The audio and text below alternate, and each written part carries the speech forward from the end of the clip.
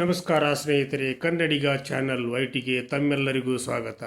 ನಾನಿವತ್ತು ರೈತರಿಗೆ ಅಮೂಲ್ಯವಾದಂಥ ಒಂದು ವಿಷಯವನ್ನು ತಿಳಿಸಲಿಕ್ಕೆ ಈ ಸಂಚಿಕೆಯನ್ನು ಮಾಡ್ತಾ ಇದ್ದೇನೆ. ನಿಜಕ್ಕೂ ಕೂಡ ಇದು ಒಂದು ರೈತರಿಗೆ ವರದಾನವಾದಂಥ ಸಂಚಿಕೆ ಅನ್ನುವಂಥ ಭಾವನೆ ನನ್ನದು. ಈಗಾಗಲೇ ಇದು ನಿನ್ನೆ ಕೇಂದ್ರ ಸರ್ಕಾರ ರಾಷ್ಟ್ರೀಯ ನೈಸರ್ಗಿಕ ಕೃಷಿ ಮಿಷನ್ಗೆ ಅನುಮೋದನೆ ನೀಡಿರ್ತಕ್ಕಂಥದ್ದು ಮತ್ತು ರೈತರಿಗೆ ಅದು ಅನುಕೂಲವಾಗುವಂಥ ಒಂದು ವಿಷಯವನ್ನು ಕೂಡ ಈ ಸಂದರ್ಭದಲ್ಲಿ ನಾನು ಪ್ರಸ್ತಾಪ ಪಡಿಸ್ತಾ ಇದ್ದೇನೆ. ನಿಜಕ್ಕೂ ಕೂಡ ರೈತರಾದಂಥ ಪ್ರತಿಯೊಬ್ಬರು ಕೂಡ ಈ ಸಂಚಿಕೆಯನ್ನು ನೋಡ್ರಿ. ನಿಮ್ಮ ಒಂದು ರೈತ ಚಟುವಟಿಕೆಗಳಲ್ಲಿ ನೀವು ಯಾವ ರೀತಿ ಭಾಗವಹಿಸಬಹುದು ಅನ್ನುವಂಥ ಒಂದು ಸಂಚಿಕೆ ಇದು. ಯಾಕಂದರೆ ಕೇಂದ್ರ ಸರ್ಕಾರದಿಂದ ಅನುಮೋದನೆಗೆ ಒಳಗಾಗಿರ್ತಕ್ಕಂಥದ್ದು ಹಾಗೂ ಈಗಾಗಲೇ ಅದು ಚಾಲ್ತಿಯಲ್ಲಿ ಬಂದಿರತಕ್ಕಂಥ ಒಂದು ಚಟುವಟಿಕೆಗಳನ್ನು ಒಳಗೊಂಡಿರತಕ್ಕಂಥ ಒಂದು ವಿಷಯವಾಗಿ ಈ ಸಂಚಿಕೆ ಮೂಲಕ ನಾನು ರೈತರಿಗೆ ತಿಳಿಯಪಡಿಸಲಿಕ್ಕೆ ಬಯಸಿದ್ದೇನೆ. ರಾಷ್ಟ್ರೀಯ ನೈಸರ್ಗಿಕ ಕೃಷಿ ಮಿಷನ್ಗೆ ರೈತರ ಒಂದು ವಿಚಾರವಾಗಿ ಈ ಒಂದು ಕಾರ್ಯಕ್ರಮವನ್ನು ಕೇಂದ್ರ ಸರ್ಕಾರ ಹಮ್ಮಿಕೊಂಡಿದೆ.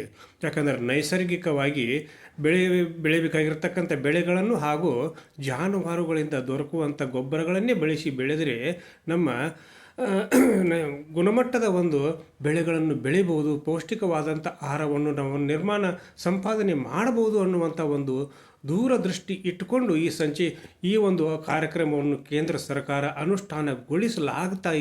ಗೊಳಿಸಲು ತನ್ನ ಕಾರ್ಯಕ್ರಮದಲ್ಲಿ ಇದನ್ನು ಹಮ್ಮಿಕೊಂಡಿದೆ ಅನ್ನುವಂಥ ವಿಷಯವನ್ನು ಕೂಡ ಇದನ್ನು ನಾನು ಹೇಳಲಿಕ್ಕೆ ಈಗಾಗಲೇ ಕೇಂದ್ರ ಸರ್ಕಾರದಿಂದ ಅನುಮೋದನೆಯನ್ನು ಕೂಡ ಪಡೆದಿರತಕ್ಕಂಥ ಈ ಒಂದು ವಿಷಯ ಬಹುತೇಕ ರೈತರಿಗೆ ಗೊತ್ತಿರಲಿಕ್ಕಿಲ್ಲ. ಹಾಗಿರುವಾಗ ಈ ಸಂಚಿಕೆ ಮುಖಾಂತರ ನೀವೆಲ್ಲರೂ ತಿಳಿದುಕೊಂಡು ಇದರ ಒಂದು ಪ್ರಯೋಜನವನ್ನು ಪಡೆದು ನಿಮ್ಮ ಒಂದು ಗುಣಮಟ್ಟದ ಆಹಾರವನ್ನು ಹಾಗೂ ನೈಸರ್ಗಿಕ ಆಹಾರವನ್ನು ಕೂಡ ಬೆಳೀಲಿಕ್ಕೆ ಸಹಾಯಕವಾಗಬಹುದು. ಹಾಗೂ ರಾಸಾಯನಿಕ ಮುಕ್ತ ಕೃಷಿಯನ್ನು ನಾವು ಮಾಡಿದರೆ ನಮ್ಮ ಒಂದು ದಿನನಿತ್ಯದ ಒಂದು ಆರೋಗ್ಯಕರವಾದಂಥ ಬೆಳವಣಿಗೆಯಲ್ಲಿ ನಮ್ಮದೇ ಆದಂಥ ಒಂದು ಕೊಡುಗೆಯನ್ನು ಹಾಗೂ ಪಾತ್ರವನ್ನು ನಾವು ನಿರ್ವಹಣೆ ಮಾಡಬಹುದು ಅನ್ನುವಂಥ ವಿಶಾಲವಾದಂಥ ಒಂದು ಭಾವನೆಯನ್ನು ಕೂಡ ಕೇಂದ್ರ ಸರ್ಕಾರ ಗಮನದಲ್ಲಿ ಇಟ್ಕೊಂಡು ಈ ಕಾರ್ಯಕ್ರಮವನ್ನು ಅನುಷ್ಠಾನಗೊಳಿಸ್ತಾ ಇದೆ ಅನ್ನುವಂಥ ವಿಷಯವನ್ನು ಕೂಡ ನಾನು ಈ ಸಂದರ್ಭದಲ್ಲಿ ಹೇಳಲಿಕ್ಕೆ ಬಯಸಿದ್ದೇನೆ. ಈಗಾಗಲೇ 7.5 ಲಕ್ಷ ಹೆಕ್ಟೇರು ಕೃಷಿ ಪ್ರದೇಶದಲ್ಲಿ ನೈಸರ್ಗಿಕವಾಗಿ ಜಮೀನನ್ನು ನಾವು ತಯಾರು ಮಾಡಿ ಅಲ್ಲಿ ಬೆಳೆಗಳನ್ನು ಬೆಳೀಲಿಕ್ಕೆ ಅದು ಈಗಾಗಲೇ ತನ್ನ ಕಾರ್ಯಕ್ರಮವನ್ನು ಹಮ್ಮಿಕೊಂಡಿದೆ. ಜೊತೆಗೆ ಪ್ರತಿಯೊಂದು ಪ್ರದೇಶದಲ್ಲಿ 15,000 ಕ್ಲಸ್ಟರ್ಗಳನ್ನು ಕೂಡ ನಿರ್ಮಾಣ ಮಾಡಿದೆ. ಜೊತೆಗೆ 10,000 ಜೈವಿಕ ಸಂಪನ್ಮೂಲ ಕೇಂದ್ರಗಳನ್ನು ಕೂಡ ಸ್ಥಾಪನೆ ಮಾಡಲಾಗ್ತಾ ಇದೆ. ಜೊತೆಗೆ 30,000 ಕೃಷಿ ಶಾಖೆಗಳನ್ನು ಕೂಡ ಅದು ಈಗಾಗಲೇ ಪ್ರಾರಂಭ ಮಾಡಿದೆ ಅನ್ನುವಂಥ ವಿಷಯಗಳು ಕೂಡ ನಿನ್ನೆಯೇ ಬೆಳಕಿಗೆ ಬಂದವು. ಹೀಗಿರುವಾಗ ಅಧಿಕೃತವಾದ ಆದೇಶ ಇದನ್ನು ಪ್ರತಿಯೊಬ್ಬರು ಕೂಡ ತಿಳಿದುಕೊಳ್ಬೇಕು. ಇದರ ಒಂದು ಪ್ರಯೋಜನವನ್ನು ಕೂಡ ರೈತರು ಪಡೆದುಕೊಳ್ಳಬೇಕು. ಯಾಕಂದರೆ ರಾಸಾಯನಿಕ ಮುಕ್ತ ಕೃಷಿಯನ್ನು ನಾವು ನಿರ್ವಹಣೆ ಮಾಡಲಿಕ್ಕೆ ಇದು ಒಂದು ಸಕಾಲ ಅನ್ನುವಂಥ ಭಾವನೆಯನ್ನು ಕೂಡ ರೈತರು ತಿಳಿದುಕೊಳ್ಳಬೇಕು. ಆಮೇಲೆ ಪ್ರತಿಯೊಬ್ಬ ರೈತರಿಗೂ 1 ಎಕರೆ ಜಮೀನನ್ನು ಹೊಂದಿರತಕ್ಕಂಥ ಪ್ರತಿಯೊಬ್ಬ ರೈತನಿಂದ ಹಿಡಿದು ಸಣ್ಣ ರೈತ, ದೊಡ್ಡ ರೈತ ಹಾಗೂ ಸಾಕಷ್ಟು ಜಮೀನನ್ನು ಹೊಂದಿರತಕ್ಕಂಥ ಪ್ರತಿಯೊಬ್ಬ ರೈತರಿಗೂ ಕೂಡ ಪ್ರತಿ ವರ್ಷ ಅಂದರೆ 2 ವರ್ಷಗಳವರೆಗೆ ಪ್ರತಿ ತಿಂಗಳು 4,000 ರೂಪಾಯಿಗಳನ್ನು ಸಹಾಯಧನವನ್ನಾಗಿ ರೈತರಿಗೆ ಕೇಂದ್ರ ಸರ್ಕಾರ ನೀಡುವಂಥ ಒಂದು ಉತ್ತಮವಾದಂಥ ರೈತರಿಗೆ ಒಂದು ಪ್ರಯೋಜನವಾಗುವಂಥ ಒಂದು ಕಾರ್ಯಕ್ರಮ ಇದು. ಇದನ್ನು ಪ್ರತಿಯೊಬ್ಬ ರೈತರು ಕೂಡ ಪಡೆದುಕೊಂಡು ನೀವು ನೈಸರ್ಗಿಕ ಗೊಬ್ಬರಗಳನ್ನು ಬಳಸಿಯೇ ಈ ಒಂದು ಕೃಷಿ ವಿಧಾನದಲ್ಲಿ ನೀವು ಬೆಳೆಗಳನ್ನು ಪಡೆದರೆ ಸಾರ್ವಜನಿಕರಿಗೆ ಹಾಗೂ ರಾಷ್ಟ್ರಕ್ಕೆ ನಿಮ್ಮ ಕೊಡುಗೆ ಅಪಾರವಾದಂಥ ಕೊಡುಗೆ ಅನ್ನುವಂಥ ಭಾವನೆಯನ್ನು ಬೆಳೆಸಿಕೊಂಡು ನೀವು ಈ ಕಾರ್ಯಕ್ರಮದಲ್ಲಿ ಪಾಲ್ಗೊಂಡು ಇದರ ಒಂದು ಪ್ರಯೋಜನವನ್ನು ಪಡೆಯಿರಿ. ಪ್ರತಿ ತಿಂಗಳು ಪ್ರತಿಯೊಬ್ಬ ರೈತ ನೀವು ಅಂದರೆ 1 ಎಕರೆ ಜಮೀನನ್ನು ಹೊಂದಿರತಕ್ಕಂಥ ಪ್ರತಿಯೊಬ್ಬ ರೈತನಾಗಲಿ, ಸಣ್ಣ ಹಿಡುವಳಿದಾರಾಗಲಿ, ದೊಡ್ಡ ಹಿಡುವಳಿದಾರರಾಗಲಿ, ಸಣ್ಣ ರೈತನೇ ಆಗಿರಲಿ, ದೊಡ್ಡ ರೈತನೇ ಆಗಿರಲಿ, ಎಲ್ಲರಿಗೂ ಕೂಡ ಇದು ಅನ್ವಯವಾಗುವಂಥ ಒಂದು ಕಾರ್ಯಕ್ರಮ. ಹಾಗಿರುವಾಗ ಇದನ್ನು ನಾವು ಯಾವ ರೀತಿ ನಾವು ನೋಂದಣಿ ಮಾಡಿಸ್ಕೊಳ್ಬೇಕು ಅನ್ನುವಂಥ ಒಂದು ವಿಚಾರಗಳು ಕೂಡ ನಿಮ್ಮ ತಲೆಯಲ್ಲಿ ಹೊಕ್ಕಿರಬಹುದು. ಅದನ್ನು ಕೂಡ ನಾನು ಹೇಳ್ತೀನಿ.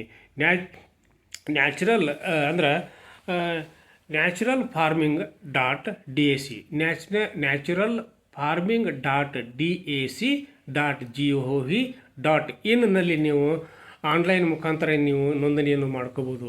ಆಫ್ಲೈನ್ ಮುಖಾಂತರ ನೀವು ಜಿಲ್ಲಾ ಪಂಚಾಯಿತಿ ಹಾಗೂ ಕೃಷಿ ಆ, ಕಚೇರಿಗಳನ್ನು ಅಂದ್ರೆ ಪ್ರತಿಯೊಂದು ತಾಲೂಕಿನಲ್ಲಿ ಪ್ರತಿ ಜಿಲ್ಲೆಯಲ್ಲಿ ಕೂಡ ಕೃಷಿ ಅಧಿಕಾರಿಗಳ ಒಂದು ಕಚೇರಿ ಇರ್ತೈತಿ. ಆ ಒಂದು ಕೃಷಿ ಅಧಿಕಾರಿಗಳನ್ನು ನೀವು ಸಂಪರ್ಕ ಮಾಡಿ ಅಲ್ಲಿಯೂ ಕೂಡ ನೀವು ನಿಮ್ಮ ಹೆಸರನ್ನು ನೋಂದಾವಣಿ ಕೊಂಡು ನೀವು ಈ ಒಂದು ಕಾರ್ಯಕ್ರಮದಲ್ಲಿ ಪಾಲ್ಗೊಳ್ಳಬಹುದು.